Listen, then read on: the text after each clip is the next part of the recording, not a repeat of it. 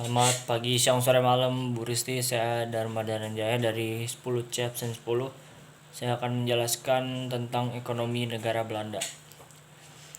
Ekonomi Belanda adalah ekonomi terbuka yang sangat bergantung pada perdagangan internasional. Belanda berada di posisi ke-16 berdasarkan perolehan PDB.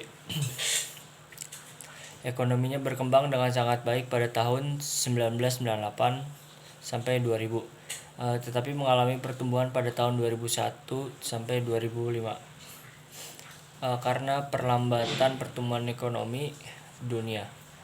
Inflasi sebesar 1,3% dan direncanakan untuk tetap berada di bawah 1,5%.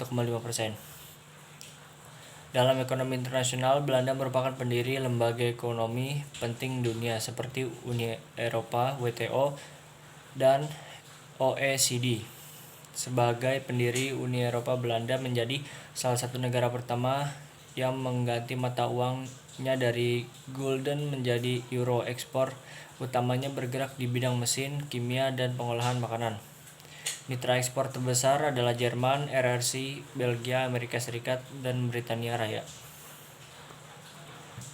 Ekonomi di negara-negara Eropa tampaknya mulai rontok satu persatu. Krisis ekonomi global pun mulai membayangi negara anggota Uni Eropa. Diawali Yunani, Italia, Spanyol, kini giliran Belanda yang harus bertahan dalam kubangan krisis tersebut.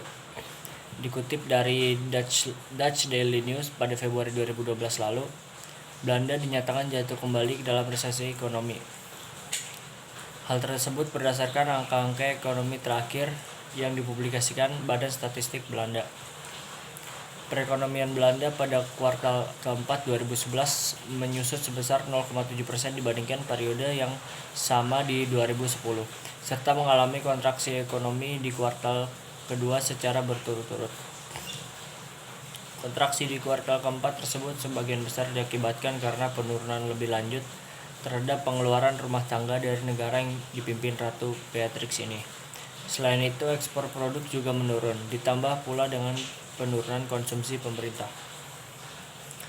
Badan Statistik Belanda menyatakan perekonomian negeri kincir angin ini mengalami tingkat pertumbuhan ekonomi rata-rata selama 2011 adalah 1,2%. Namun demikian, investasi Belanda mengalami peningkatan meskipun tidak secepat kuartal sebelumnya. Rumah tangga konsumen atau RTK. Rumah tangga konsumen merupakan sekelompok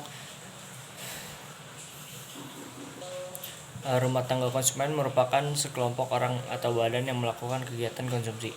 Peran rumah tangga konsumen adalah mengkonsumsi nilai guna suatu barang atau jasa yang disediakan oleh produsen. Selain itu, peran rumah tangga konsumen yang lain adalah menyediakan faktor-faktor produksi seperti sumber daya manusia atau tenaga kerja, modal, dana, tanah, atau lahan. Karena menyediakan faktor-faktor produksi, maka rumah tangga konsumen akan menerima balas jasa dari rumah tangga produsen. Balas jasa tersebut berupa upah, bunga, modal, laba usaha, dan sewa. Dalam kegiatan perekonomian, rumah tangga konsumen juga harus menanggung beban pajak yang diberikan oleh pemerintah. Yang kedua itu rumah tangga produsen. Rumah tangga produsen merupakan organisasi atau badan usaha yang didirikan oleh seseorang atau sekelompok orang untuk menghasilkan barang atau jasa demi memenuhi kebutuhan masyarakat. Makasih, Bu.